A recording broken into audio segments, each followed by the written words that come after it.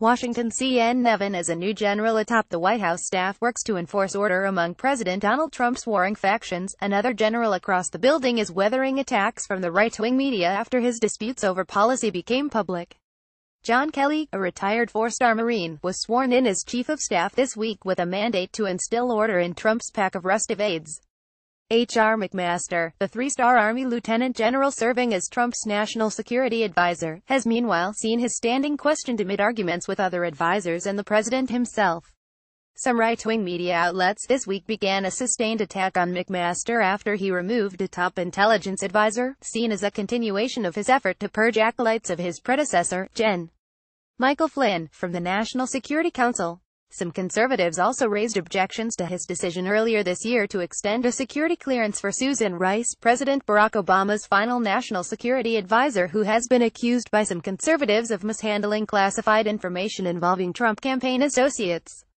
A senior administration official said Thursday that McMaster has written letters to all past national security advisors, including Rice, extending their security clearances. The official characterized the letters as a pro forma move that allows the former advisors to participate in administration discussions about national security matters that originated under their tenure. But the impression that McMaster was going easy on Rice pervaded certain conservative websites, including Breitbart, which blared the headline "H.R. McMaster promised Susan Rice she could keep security clearance in secret letter." Another conservative outlet, The Daily Caller, declared that everything the president wants to do, McMaster opposes. It was the latest signal that some of Trump's aides and outside advisors have begun eyeing McMaster with skepticism, accusing him of orchestrating a takeover of the National Security Council meant to advance establishment foreign policy thinking. Trump himself has expressed frustration with McMaster after being presented options on key security issues that appear only marginally different than what Obama pursued while he was in office.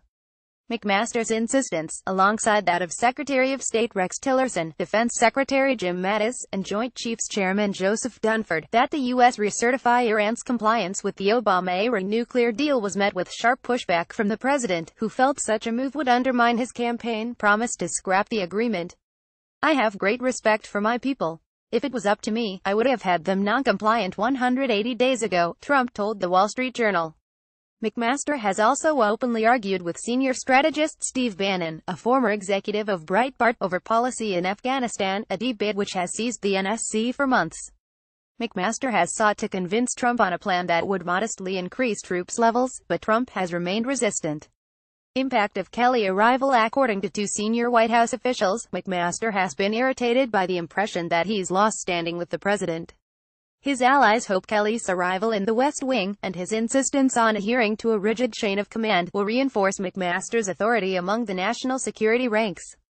This week, Kelly signaled his willingness to allow McMaster and others in the White House leeway in their roles, including in hiring and firing decisions, after McMaster dismissed Ezra Cohen-Watnick, the senior director of intelligence on the National Security Council. Cohen-Watnick, who arrived at the White House under fired National Security Advisor Michael Flynn, had clashed with some other members of the council. McMaster had sought to dismiss him for months, but was prevented after interventions by Jared Kushner, Trump's son-in-law, and Bannon, the senior strategist. A senior administration official said McMaster ran the decision to remove Cohen-Watnick by Kelly before announcing it internally this week, and Kelly did not object. A White House official said McMaster is confident that Ezra will make many further significant contributions to national security in another position in the administration.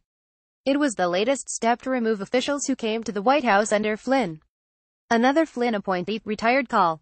Derek Harvey, was removed from his post last week. Harvey, a longtime intelligence officer, was appointed by Flynn and continued to serve as the council's senior director for the Middle East under McMaster.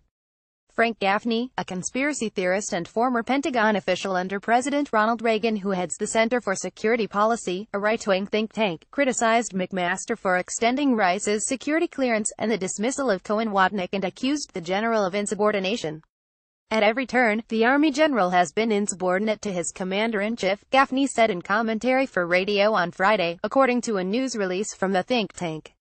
For example, he has openly opposed Mr. Trump on radical Islamic terrorism, Syria, Qatar, Iran, Russia and the Muslim Brotherhood.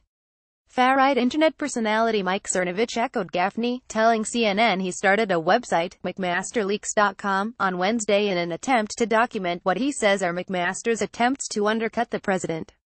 McMaster has been undermining the president to the point of insubordination, Cernovich said.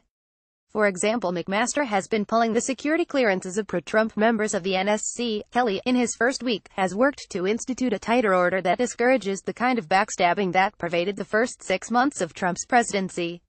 He has mandated that all of Trump's aides, including members of his family, report through him, a bid to manage the stream of information to the president. I think you're already starting to see a different flow, a different discipline, said Mick Mulvaney, the director of Trump's Office of Management and Budget.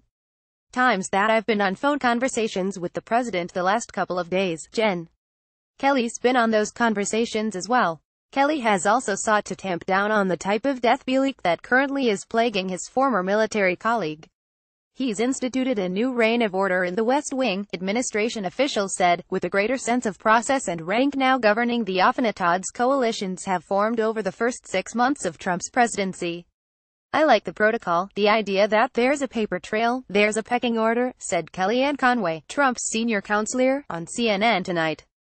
General Kelly focuses on both the chief part and the of-staff part.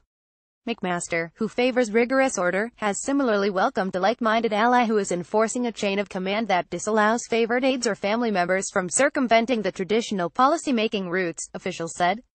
But Kelly's task is heightened by the long slate of looming foreign policy decisions that Trump is weighing. As the president departs Friday for a 17-day vacation at his golf resort in New Jersey, the strict order that Kelly has imposed in the West Wing will be tested by a president known to solicit advice and opinions during sojourns to his vacation homes.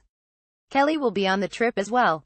The fact that both of these individuals served in uniform and fought in war has created a bond that's going to be there during the course of the business they have to do in the White House, said Leon Panetta, a former Secretary of Defense and White House Chief of Staff who Kelly served as a top military aide.